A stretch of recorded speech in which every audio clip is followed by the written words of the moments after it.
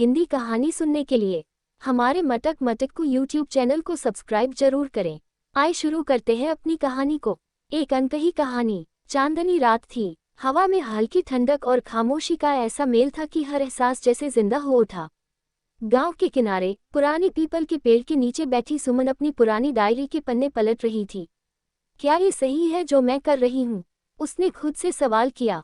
उसकी आंखों में आंसू थे, लेकिन होठों पर एक हल्की मुस्कान। सुमन, यहाँ बैठी क्या कर रही हो? अचानक पीछे से आवाज आई।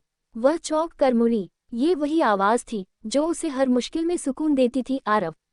कुछ नहीं, उसने डायरी को जल्दी से बंद करते हुए कहा। लेकिन उसकी आंखें उसकी बेचैनी छुपा नहीं पाईं। आरव ने उसके करीब आकर कहा, सुमन, जब हम सब कुछ बांट सकते हैं तो यह उदासी क्यों नहीं? सुमन की आंखों से आंसू बहने लगे। आरव, क्या तुमने कभी ऐसा महसूस किया है कि तुमने जो सपने देखे थे वो बस सपने ही रह गए? आरव ने कुछ पल सोचा, फिर बोला, हाँ, लेकिन मैंने ये भी महसूस किया है कि सपनों को सच करने के लिए एक झूठी उम्मीद नहीं, सच्ची कोशिश चाहिए। और अगर कोशिश में कमी हो तो क्या हम खुद को माफ कर सकते हैं? सुमन ने चुपचाप उसकी ओर देखा। आरव की बातें हमेशा उसके दिल को छू जाती थीं। पर मेरी कोशिशें बेकार गईं, सुमन ने धीरे से कहा।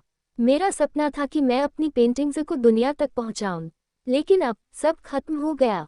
आरव ने मुस्कुराते हुए कहा, सपने कभी खत्म नहीं होते सुमन, वो सिर्फ अपनी जगह बदल लेते हैं।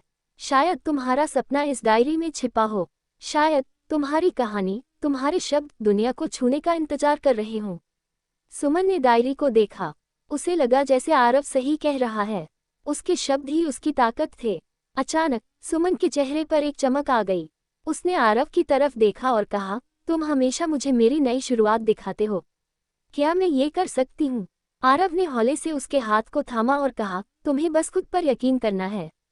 उस रात सुमन ने एक नई यात्रा शुरू की, अपने शब्दों के जरिए दुनिया तक पहुंचने की। और उस यात्रा में हर भाव, हर एहसास और हर मुश्किल ने उसे मजबूत बनाया। योजक चिन्ह, योजक चिन्ह, योजक चिन्ह। कहानी का सार। जिंदगी में सपने टूट सकते हैं, लेकिन हमारी कोशिशें हमें हमेशा नई राह दिखाती हैं। बस हमें खुद पर विश्वास रखना चाहिए। नई शुरुआत। सुबह का सूरज उग रहा था। उसकी किरणें धीरे धीरे सुमन के कमरे में झांकने लगीं। सुमन की रात जागते हुए बीती थी, लेकिन ये बेचैनी भरी रात नहीं थी।